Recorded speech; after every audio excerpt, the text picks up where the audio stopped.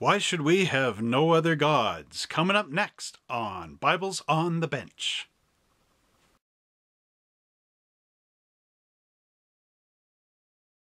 Hello everybody, my name is Trevor, and welcome to another episode of Bibles on the Bench. And as many of you may know or may not know, I used to be one of Jehovah's Witnesses from 1990 until 1997. And as I recall, we never really spent very much time dissecting and digging into the Ten Commandments, because we were told as Jehovah's Witnesses that because Jesus came and died for our sins, that Jesus abolished the entire Ten Commandments. And basically the Ten Commandments were summed up into two things: love your God and, of course, love your neighbor as yourself. But many other religions, other denominations of Christendom, of course, keep the Ten Commandments and keep the Ten Commandments alive in the minds of their followers. And here's a prime example, of course, in the American Standard Version of the Bible, where it lists the Ten Commandments. And you can find two accounts in the Bible of the Ten Commandments. One is in Exodus chapter 20, and the other is in Deuteronomy, a recap from Moses in Deuteronomy chapter 5. So, here we go into the study of this. So the very first commandment, after, of course, the discourse from last week, "You shall have no other gods before me," is commandment number 1. So what did this mean? Well, thankfully we have our our NIV Life Application Study Bible here. And it's got an interesting footnote here. Chapter 20, verses 1 to 6. "The Israelites had just come from Egypt, a land of many idols and many gods. Because each god represented a different aspect of life, it was common to worship many gods in order to get the maximum number of blessings."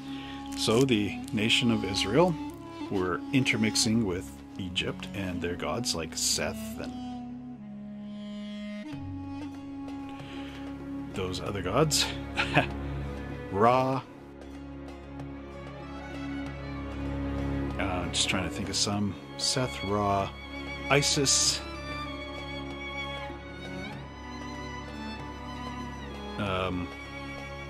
Yes, and many more.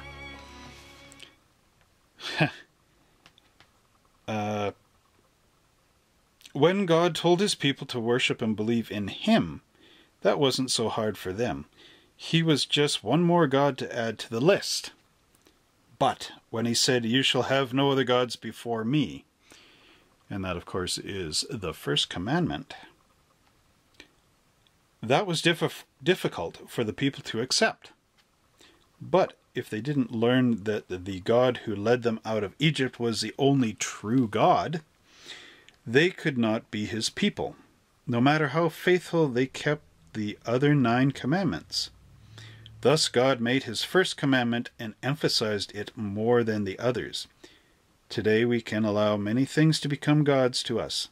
Money, fame, work, or pleasure can become gods when we concentrate too much on them for personal identity, meaning, and security. No one sets out with the intention of worshiping these things, but by the amount of time we devote to them, they can grow into gods that ultimately control our thoughts and energies. Letting God hold the central place in our lives keeps these things from turning into gods. So, of course, there you have, "You shall make no other gods before me." So now we're actually going to look at something here of interest. If we look again in our Life Application NIV version of the Bible, there is a chart over here, and if you can read this, it says Jesus and the Ten Commandments. So now we're looking at this from Jesus' perspective, and of course from the proper Christian point of view. Do we need to follow the Ten Commandments? Why, yes, of course we need to carry on. Why? Because here we go. The Ten Commandments says in Exodus 20 and verse 3, which we are reading now, "You shall have no other gods before me." So, or it says besides me, no other gods besides me, just Yahweh himself, the one God. You shall have no other gods before me. Now, why is this not abolished? Because if we look here, Jesus says in Matthew 4 and 10, "Worship the Lord your God and serve him only." So here Jesus, in his own words, reinforces commandment number 1 of "You shall have no other gods before me," by saying in Matthew 4 and 10, "Worship the Lord your God and serve him only." So do not worship, Apollo or Zeus or Ra or money or anything else that isn't Yahweh. And now here's an interesting thing. If we flip over, of course, to the second part of the Ten Commandments, where Moses does his rehash in Deuteronomy, if you look over here, you can see in the study application there's another column right here, and it gives examples of what happens when you break a commandment. So it again says, "The Ten Commandments were God's standards for a right living. To obey them was to obey God. Yet throughout the Old Testament we can see how each commandment was broken. As you read the stories, notice the tragic consequences that occurred as a result of violating God's law. 10 Commandments, you shall have no other gods before me." And this is a notable violation of what happens. This is Solomon, King Solomon, in 1 Kings chapter 11. Now I'm just going to read it out of the American Standard Version of the Bible. And I'm going to back up just a little bit, just to get a little bit of backstory. And I'm going to provide you with a bit of backstory. So, King Solomon is King David's son. Now, King David's son, of course, as we read the account of 1 Kings, Solomon had prayed to God for godly divine wisdom. And God was impressed with this because no one had ever asked God for such wisdom before. So Solomon, of course, prayed for wisdom, and God granted him wisdom, and Solomon became a wise judge that ruled Israel with a kind and wonderful heart kind of thing. And Solomon was also allowed to build the temple to God. And so Solomon, of course, built the temple and judged with wisdom. Now, here's what happened. So, actually, I can skip back a little bit. Actually, I can go oh, I see. 1 Kings chapter 11. I thought it was 1 Kings 11, verse 11. Anyway, now King Solomon loved many foreign women along with the daughter of Pharaoh, Moabite, Ammonite, Edomite, Sidonian, and Hittite women, from the nations concerning which the Lord had said to the sons of Israel, "You shall not associate with them, nor shall they associate with you, for they will surely turn your heart away after their gods." Solomon held fast to these in love, to the women. He had 700 wives, princesses, and 300 concubines, and his wives turned his heart away. For when Solomon was old, his wives turned his heart away after other gods, and his heart was not wholly devoted to the Lord his God, as the heart of David his father had been. For Solomon went after Ashtoreth, the goddess of the Sidonians, and after Milcom, the detestable idol of the Ammonites.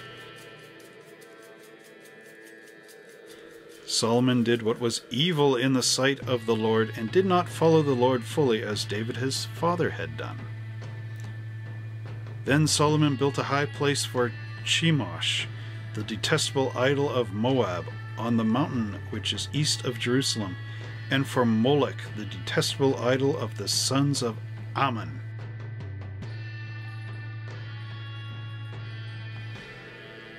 You can look up these, you can actually Google these guys, but as we know, Moloch was a god that had his hands out, and they used to fill his belly with fire, and they used to throw their babies through this fire into the arms of Moloch, where the babies would be burned to death. You can actually look this up. This is actually, I'm not making up horror stories, this actually happened. Okay, so anyway, thus in verse 8, thus also did he for all his foreign wives, who burned incense and sacrificed to their gods.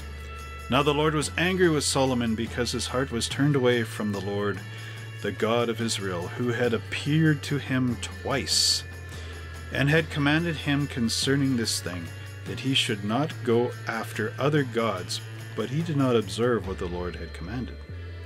So God warned Solomon twice about this before God says, okay, third time is enough.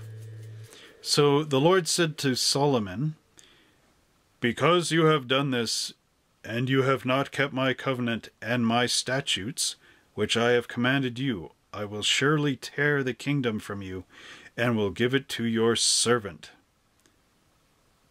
Nevertheless, I will not do it in your days, for the sake of your father David. See, even God has given him some leeway here. But I will tear it out of the hand of your son. However, I will not tear away all the kingdom, but I will give one tribute to your son for the sake of my servant David, and for the sake of Jerusalem, which I have chosen.